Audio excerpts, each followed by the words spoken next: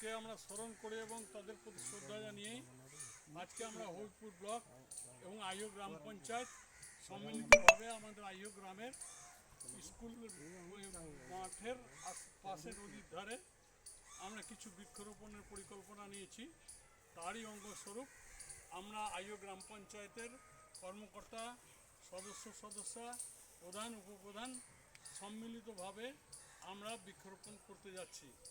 আমরা গ্রামবাসীদের কাছে একটাই অনুরোধ করছি, এই বৃক্ষ যাতে সঠিকভাবে প্রতিপালিত হয়, আগামী দিনে যেন এটা ঠিকঠাকভাবে আগামী প্রজন্মের জন্য যেন এটা উপকারে আসে, এটাই আমাদের উদ্দেশ্য।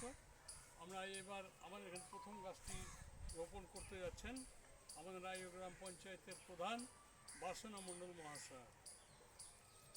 তাকে সহযোগিতা করছেন আপনি করেন ধরেন